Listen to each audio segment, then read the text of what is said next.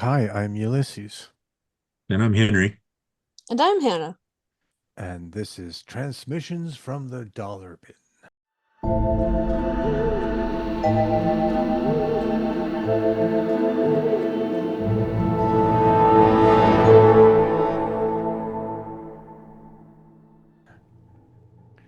All right, if you haven't watched Transmission from the Dollar Bin before, it's very simple.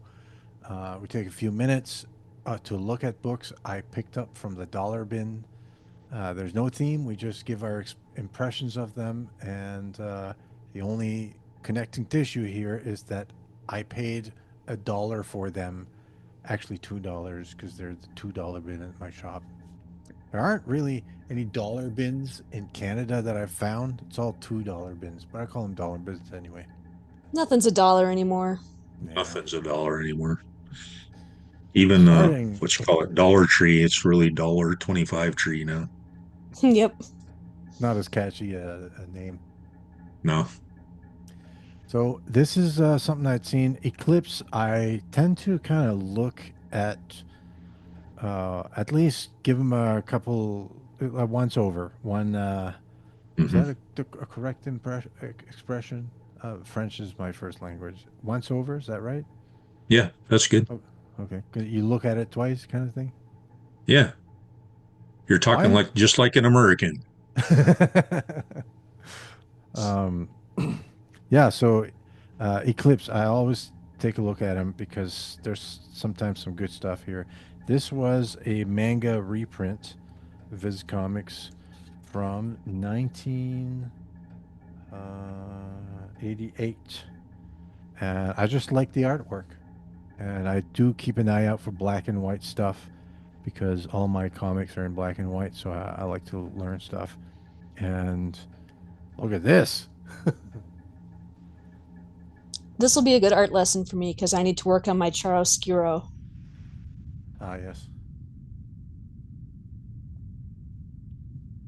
But that caught my eye here. Not super. I'm not really that interested in the story or anything, but um, always interested in how manga expresses motion. Many, Hmm. many, many lines went into this. Many I thought strokes of the pen. this was an amazing tree here. Mhm.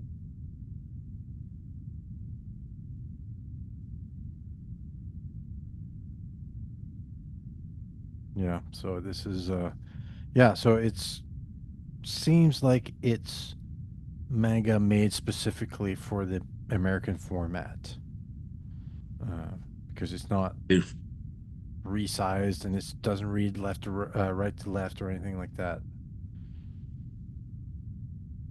and they really do like motion lines in manga, I've noticed. Sometimes a little too much for my taste. Yeah. Sometimes to the point like you don't even know what's going on. But like, look at this. Like, this is I And don't. it's How like do you that do city is that? melting or something. It's the yeah. It's like going so fast that the city's blurring. What year is this from? 88. So it wouldn't be something you could easily Photoshop. No, No. I no. wonder how they did that blur effect. Did Photoshop even exist in 1988? Probably not much of anything like it. Yeah, they did it with skill and patience, I'm sure. Hmm.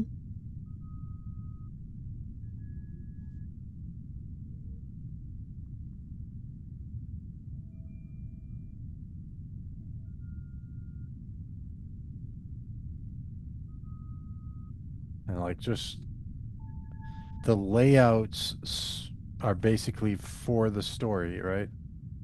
Um, whatever the story needs, they lay it out as such. Like, and then like from like very very intense action to moment to moment to moment transition. This is very manga, like the juxtaposition of like harsh cuts to very extended sequence of a very small motion. However, the way they're drawing the characters looks to me a lot more Western than manga. In this case, a little bit more, yeah. But you still have the features here, like very very minor mouth and nose. And the pointy chin, yeah. Yeah, but yeah, a little bit more rendering. Looks crazy manga to me. I'm sort of hypersensitive to that style. I Well, it's unmistakably manga, but I do feel, um, That's exactly what I was looking at there. Is that face yeah. there? You're just wrong, Hannah. impossible. I'm never wrong. This is my podcast. And I decide who's wrong. Oh, And I got another one. I don't know how many of these I got. Something about a psychic girl. It's called Mai the Psychic Girl. So very interesting because Mai is the name I gave one of my psychotic characters in my debut novel. there you go. Well, not say psychotic, just kind of evil. Is that a real name? Is it a Japanese name? It's a Hawaiian name, so it might have Oh, some Japanese, yeah. oh, sure. Because the guy I knew that I plagiarized the name from was Hawaiian. Like this page Bablam.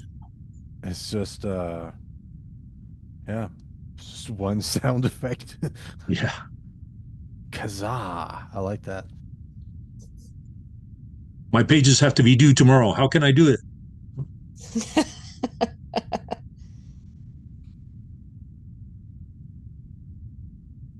That's just I don't know. I just love this all this.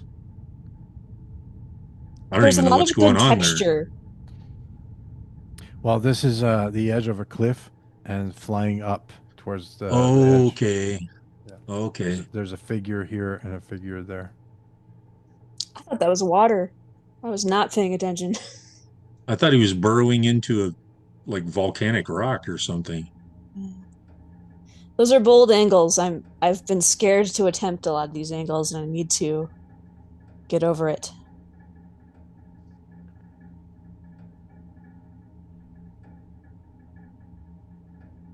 Nice.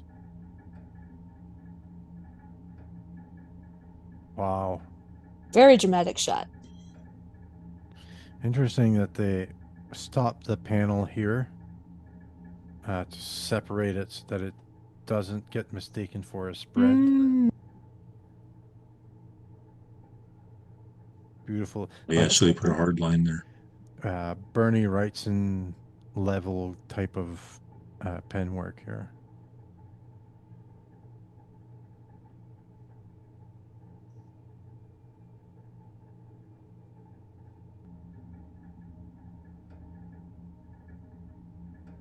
This looks like probably a photo Mm.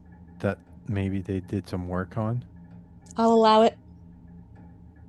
Because they do that in manga now and then, right? Beats me. Look at this kid.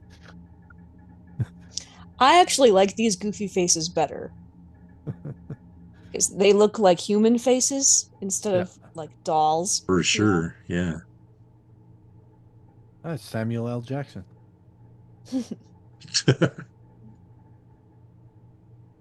At last, a comic for us, California girls. That looks very Al Hartley. As if.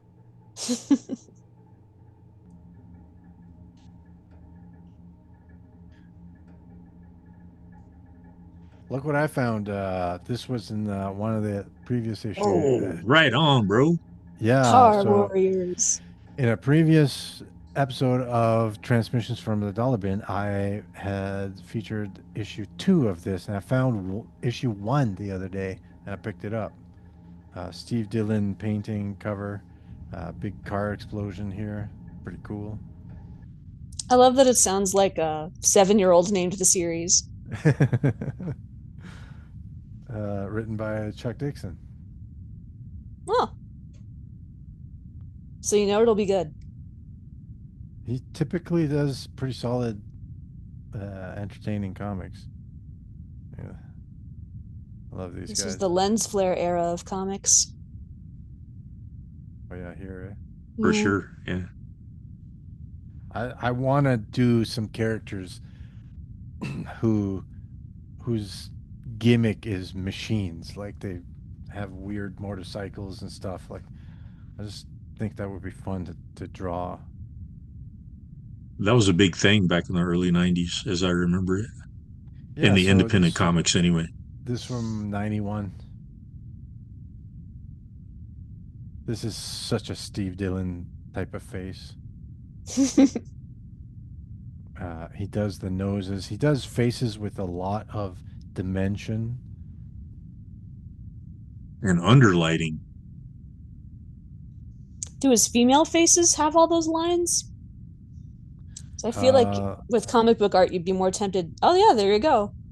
I was thinking you'd be more tempted to do a baby face with a female face, but well, he does sculpt them less in like the I don't know what the lines that around the smiler line mouth. or whatever. Yeah, like look at this. Like there's a lot Mm-hmm. more flesh, It fleshy makes you look bits. a little more aged. Yeah. Hmm. Yeah. I've been experimenting with that with as I go through coloring. There's some tweaks I make to the art since I'm Wow. like in there already anyway, I thought you were and gonna say putting those. I've been experimenting with aging. Well, that too, but that's unintentional. You and me That's both, called buddy. time travel. Constantly time traveling. Yeah, I can't stop it.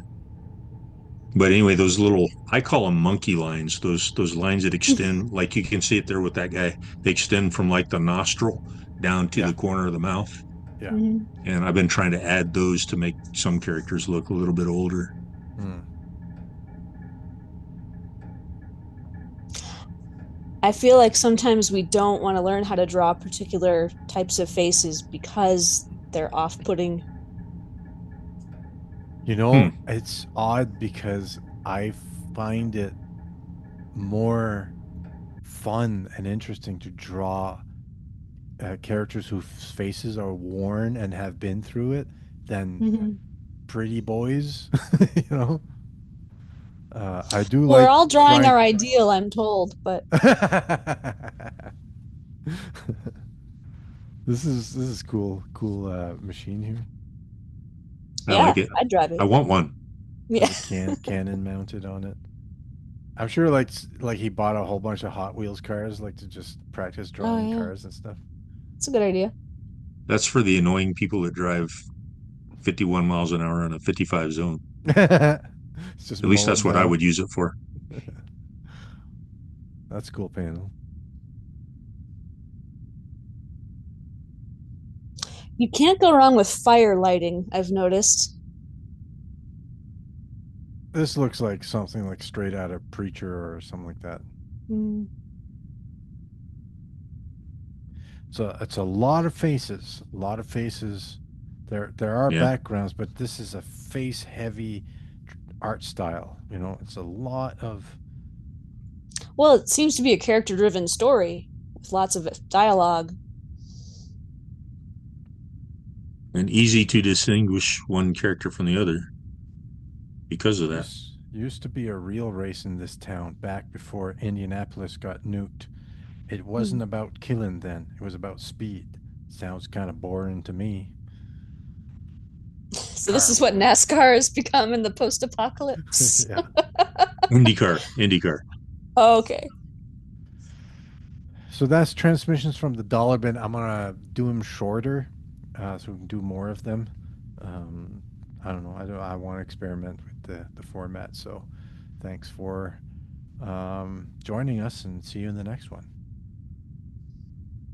Bye, y'all. Bye.